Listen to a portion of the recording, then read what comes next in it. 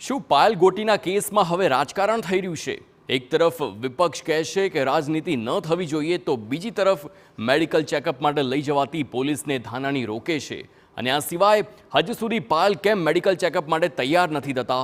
શું માર્યાની વાત રાજકીય દબાણ અંતર્ગત કરાઈ હતી? સવાલો અનેક છે, જવાબ માત્ર પાયલ પાસે છે.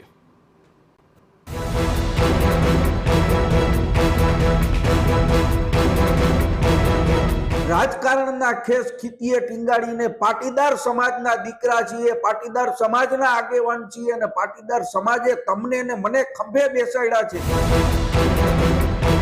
કે આ પરેશ ધાનાણી રાજકીય આંચળો હેઠે ઉતારી એક જાહેર જીવનના કાર્યકર્તા તરીકે, એક સામાજિક આગેવાન તરીકે, એક સમાજના દીકરા તરીકે આ લડાઈને લડશે. આમ તો આ નેતાઓ મોટા ઉપાડે કહી રહ્યા છે કે રાજનીતિ ન થવી જોઈએ, પરંતુ શું ખરેખર તો તેઓ રાજકારણ નથી કરી રહ્યા? આ સવાલ એટલા માટે કારણ કે આખા કેસને લઈને વિપક્ષ ઓહાપો મચાવી રહ્યું છે, જ્યારે કે ગણતરીના સમયમાં જ કાયદાકીય પ્રક્રિયા થકી પાયલ ગોટીને જેલની બહાર લવાયા હતા. અને જ્યારે લાગ્યું કે આ મામલો હવે સમાપ્ત થઈ જશે, ત્યાં આમ આદમી પાર્ટીના ગોપાલ ઇટાલિયાએ પોતાને જાહેરમાં પટ્ટા માર્યા અને કોંગ્રેસના નેતાઓએ ફરી ન્યાયની માંગ રાખી. અને માંગ હતી કે પાયલને મારનાર પોલીસના અધિકારીઓ સસ્પેન્ડ થવા જોઈએ. હવે જ્યારે પોલીસે માર્યાનો આરોપ લાગ્યો તો તાત્કાલિક જિલ્લા પોલીસ વડા દ્વારા એસઆઈટી રચી દેવામાં આવી. પોલીસની ટીમ જ્યારે મેડિકલ ચેકઅપ માટે પાયલને લઈ જઈ રહી હતી, ત્યારે પરેશ ધાનાણી ફરી આક્રમક થઈ ગયા અને પોલીસની કામગીરીમાં દખલ કરી. મહિલા પોલીસને ધમકાવવા લાગ્યા. જુઓ આ વિડીયો.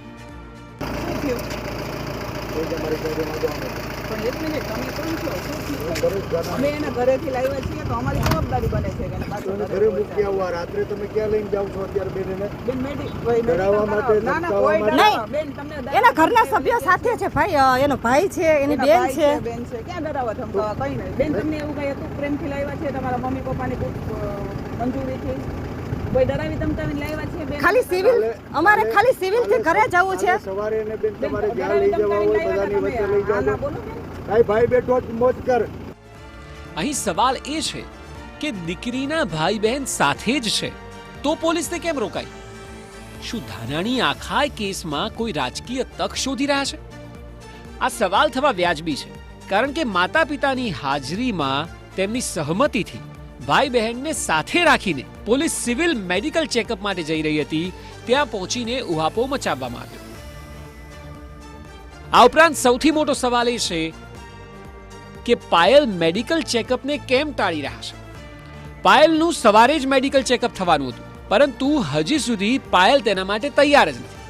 છેલ્લા 24 કલાકથી પોલીસ પ્રશાસન ચેકઅપ કરાવવા માટે મથી રહ્યા છે, પરંતુ પાયલ ગોટી કોઈને કોઈ કારણે મેડિકલ ચેકઅપને ટાળી રહ્યા છે.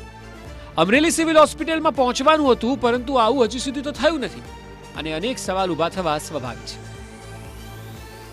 અમરેલી લેટર કાંડના લઈને જે રીતે પાયલ ગોટીનું મેડિકલ ચેકઅપ કરવાની જે વાત છે, એસઆઈટીની ટીમની જે નિમણૂક કરવામાં આવી છે, ખાસ કરી પાયલ ગોટી દ્વારા જે પોલીસ દ્વારા મારવાના જે ગંભીર પ્રકારના આક્ષેપ છે તે લગાવવામાં આવ્યા હતા, ને તેના કારણે એસઆઈટીની ટીમ છે તે મોડી રાત સુધી મેડિકલ ચેકઅપ કરવા માટેનો જે પ્રયાસ કરવામાં આવ્યો હતો, પરંતુ પાયલ ગોટી દ્વારા સમગ્ર મામલે ઇનકાર કરી દેવામાં આવ્યો છે. મોડી રાત્રે પાયલ ગોટીએ મેડિકલ ચેકઅપ નહીં કરાવવાની જે વાત કરી હતી, ત્યારબાદ આજ સવારથી પાયલ ગોટી દ્વારા જે કહેવામાં આવ્યું હતું કે સવારના સમયે મેડિકલ ચેકઅપ છે તે કરવામાં આવશે. અમરેલી સિવિલ હોસ્પિટલમાં હું પહોંચીશ, પરંતુ હજુ સુધીમાં પાયલ ગોટી છે તે અમરેલી સિવિલ હોસ્પિટલમાં પહોંચી નથી ને હજુ સુધી મેડિકલ ચેકઅપ છે તે થયું નથી. એટલે ક્યારે પાયલ ગોટી છે તે મેડિકલ ચેકઅપ કરાવશે તે સૌથી મોટો સવાલ છે તે ઉઠી રહ્યો છે.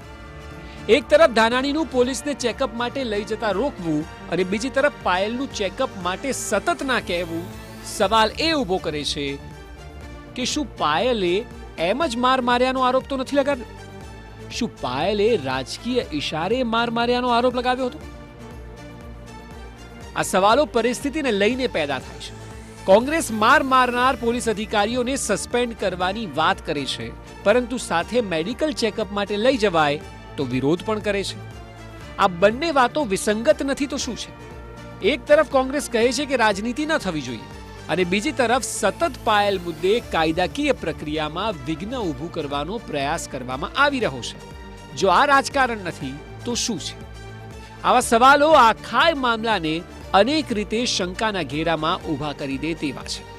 જયદેવ કાથી, TV9, અમરેલી.